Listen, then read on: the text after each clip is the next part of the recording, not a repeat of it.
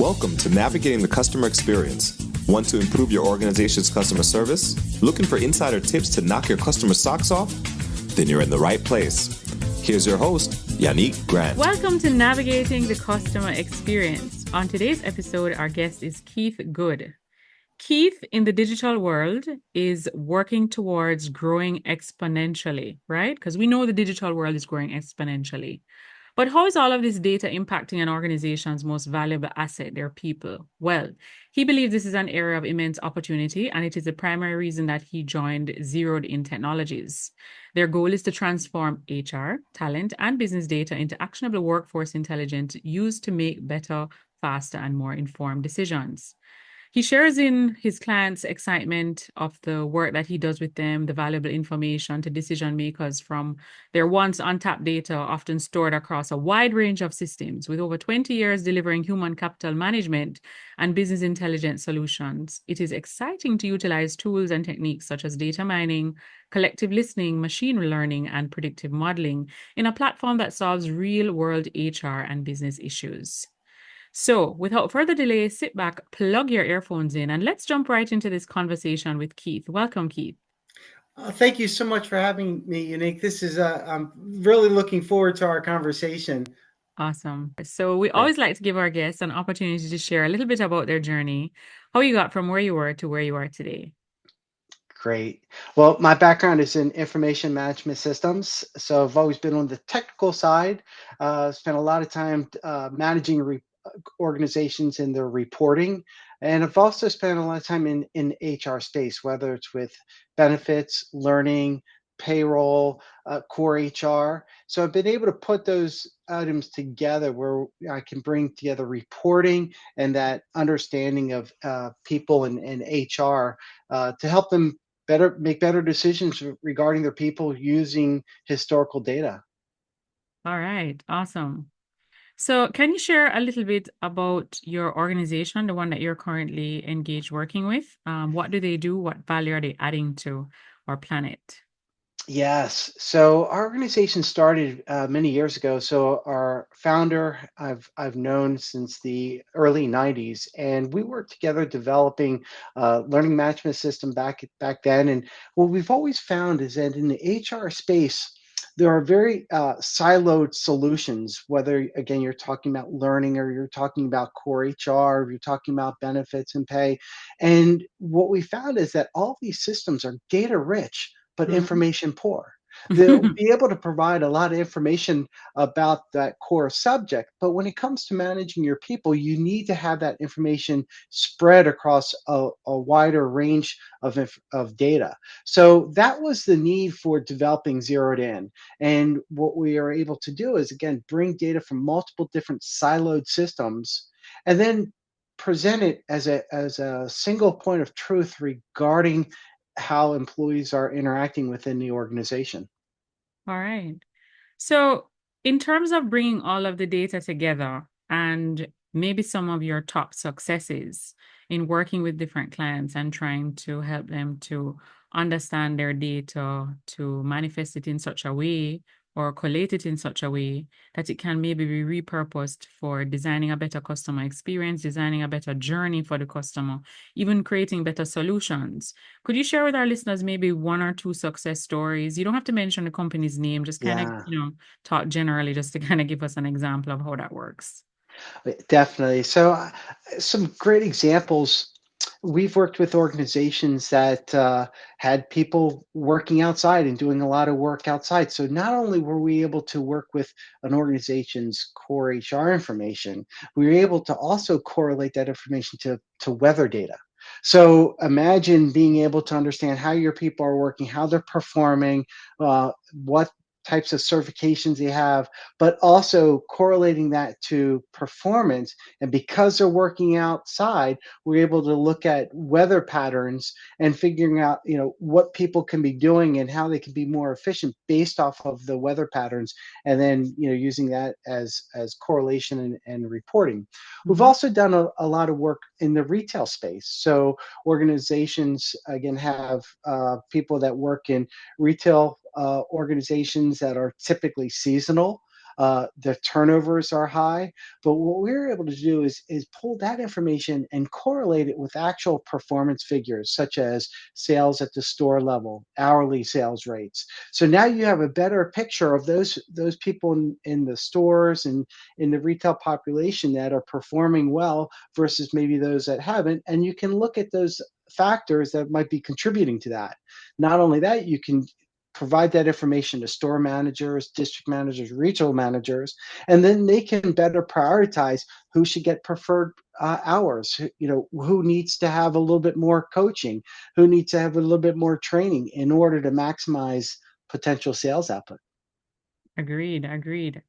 All right. So you spoke a little bit, or I should say, I mentioned a bit about human capital intelligence when we first started the podcast. And I kind of want to spend a little bit of time and talk about, the human injection, the human part of customer experience, because I know that data is driving a lot of decisions in organizations, and they should be driven definitely by the data, because the customer's data definitely can guide us in the right direction. But the human interaction, I believe, is still very critical to customer experience, regardless of the industry that you are in. And so I kind of wanted you to share with us a little bit about what are your insights? What have you seen? Are there any trends that you see maybe coming for 2025 and beyond as it relates to the human, merging with the technology and also the data intelligence? Yeah, I think there are two main areas. First, we mentioned at the beginning what we like to call collective listening, and it's that aspect where we talked a lot about that quantitative data that comes from those different systems, but there's a whole aspect of using qualitative data, information, say from surveys, information from pulse, how are things going, information that might even come from communications, who's communicating to whom.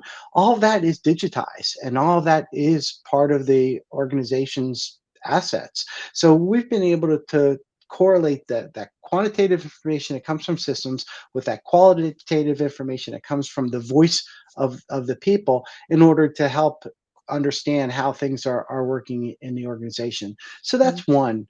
I think second, where the people will be moving towards, especially in the HR, is the adoption of artificial intelligence, and that can become from two different ways.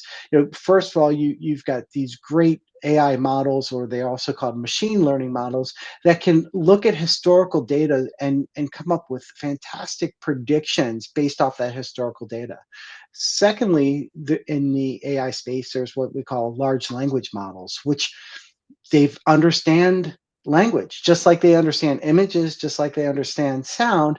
These models are able to understand language and produce fantastic results. So what we've been able to do is work with our clients' data, embed these technology within our solution, so that, let's suppose a manager or someone in HR is looking at a graph or a dashboard, and first thing I say, yeah, that's a great looking dashboard. It's got great colors and all the organizations, but do they really understand what the data is showing them? Do they really know, how to read that graph and what potentially they could do with that information?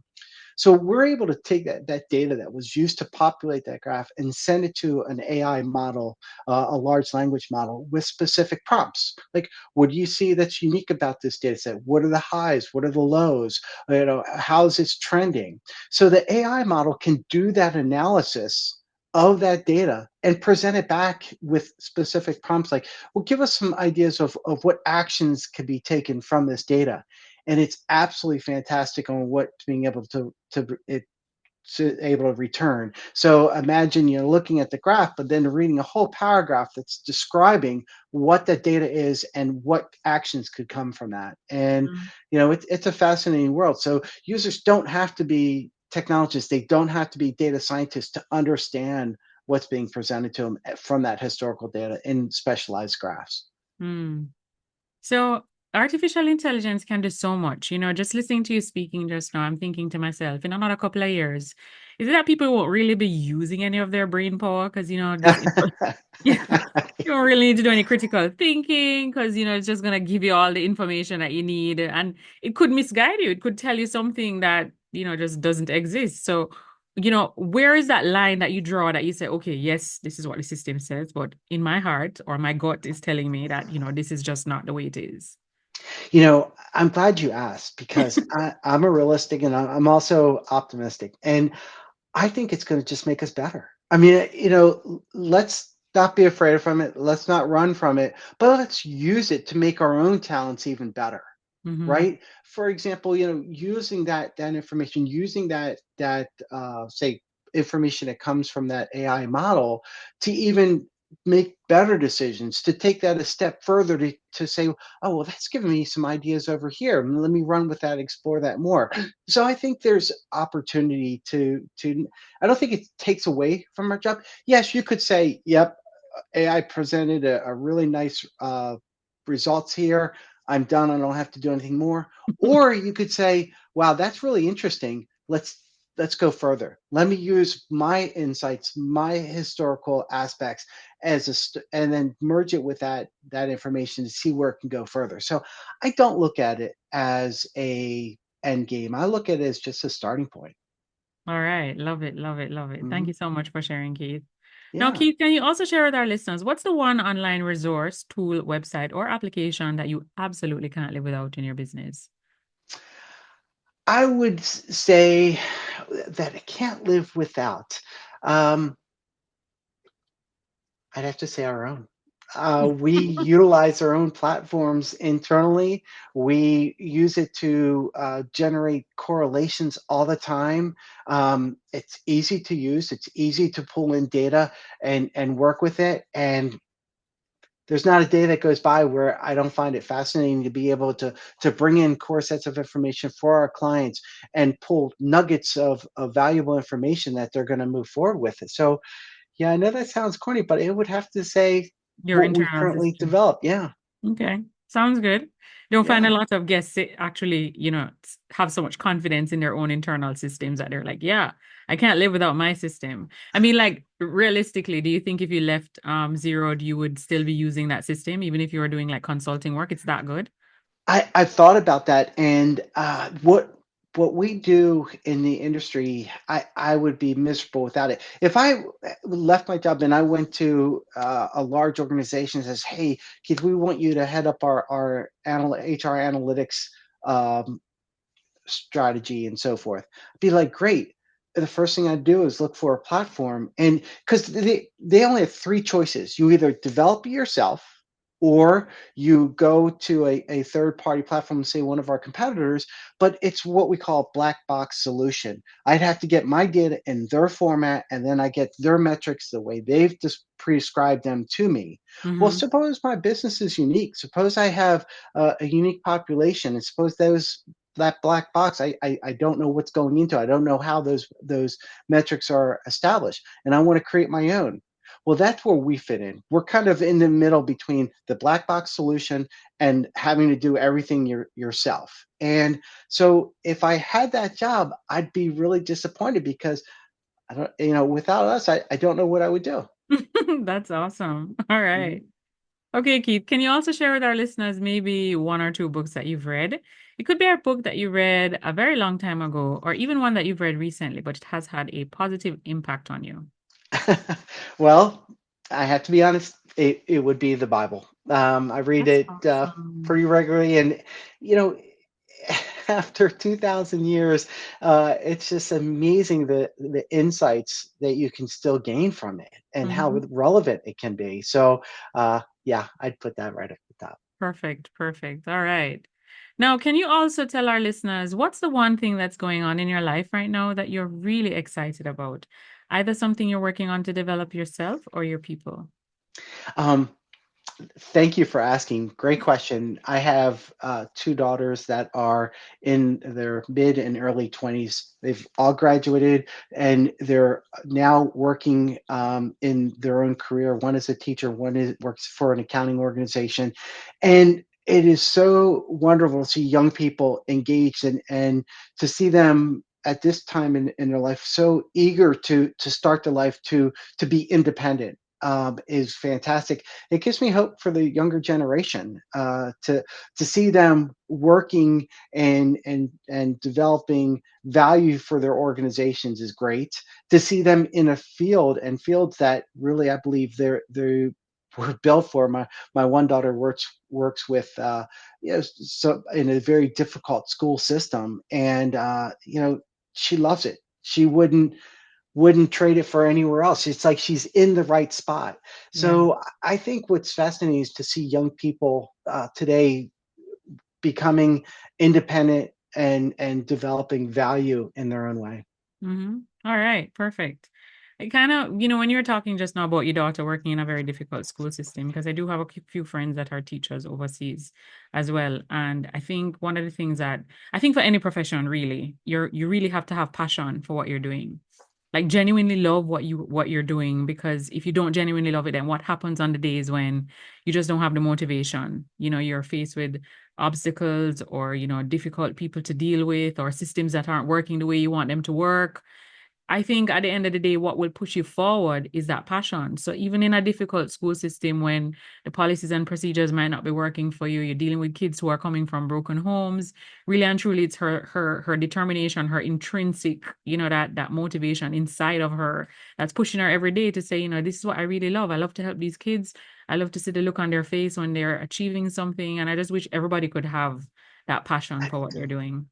I do too. I do too. For me, it's working with data. I know it sounds so geekish, but if I could just sit down with all that data and build graphs and make value of it, oh, I'm just so happy. Mhm. For other people, it's being in the right environment for their skill sets, Yeah. and yeah, it's just an amazing thing. All right. What do Now, they say? If you like what you do, you never work a day in your life. oh yeah, Hmm. absolutely. Totally agree. Hmm. Absolutely. Yep. So our listeners would have tapped into this episode, Keith, and they're very intrigued with your journey. They're intrigued with your organization, and they'd like to connect with you online. Where can they find you online? Yeah, the best place would be LinkedIn. My handle is Keith A. Good. Mhm. I always would love to carry on this conversation with anyone that's interested, anyone that hears something that sparks a question or comments. I'd be glad to listen to or engage. LinkedIn is a good spot to do that. Yeah, And of course, our corporate website is ZeroedIn.com. So we have people there that can further this conversation on as well. perfect. Now, before we wrap our episodes up, we always like to ask our guests, do you have a quote or a saying that during times of adversity or challenge, you'll tend to revert to this quote? If for any reason you get derailed or you get off track, the quote kind of helps to get you back on track. I know it sounds simple, but don't give up. All Don't right. give up. I've said that to my kids all the time. Don't give up. Yeah. It's a rough world out there. So Hmm. you have to be giving yourself positive affirmations Yep. constantly. You know, Yep. I mean, like even in my life, I recently found a really cool podcast called Mindset Mentor. I think the guy's name is Rob Dial. There's this hill that I have to walk up on weekends, and it's really steep. And I'm telling you, I don't know if it's what he's saying or if it's the tone of his voice, but if I don't hear his voice when I'm climbing that hill, I feel like I'm not gonna reach to the top and be able to touch that branch and say, yes, I've gotten to the top of the hill. So I just What is your saying? So is that what would be your saying to answer that question? Oh, what's my saying? I think my saying in life boils down to treating others the way you would like to be treated. It's kind of why I started this business as a customer service trainer, why I got into podcasting for customer experience, and everything that I do, I kind of take it from that perspective. Like if you don't want anyone shouting at you, then don't practice shouting at other people. If you don't want anyone, being difficult and not being flexible and trying to assist you and at least trying to find a solution, don't practice doing that in your own function when you're, in your job or even at home. Just try to be very accommodating, very welcoming, because I just believe that life is like a boomerang, and whatever you give out, Yes. it comes right back at you. You might not Yes. get it right away, but trust me, it really does come right back at you. So I always believe that we should, just treat others the way we would like to be treated. That's beautiful. All right, Keith, thank you so much for Thank jumping on our you. podcast today. I know we had some technical difficulties at the beginning, but we sorted that out because your video looks perfect now. Great. And, just sharing some of the great intentions that your organization has, that you're working on, the fact that you're excited to work with data, the fact that the human capital is still a big part of the customer experience. It's just that the data is helping us to drive and deliver better decisions, better solutions for our customers to create that better experience. I do believe that the information that you shared with us today is of great value to our listeners. And I just want to say thank you so much for taking time out of your day to share with us. Thank you. And thank you for the time for having me. I appreciate it. All right. Just want to remind our listeners that you can feel free to follow us on X at NavigatingCX and feel free to join our private Facebook group, Navigating the Customer Experience Community. Just to drop a quick note here, this is my third video podcast, and I think it went really well. So please drop us a note and let us know what you thought about it. Have we improved? Do you have any recommendations? Your feedback is greatly appreciated. Thanks again. I'm your host, Yanique Grant. Thanks for listening. For more awesome resources to take your customer service game to another level, head over to navigatingthecustomerexperience.com. See you next time.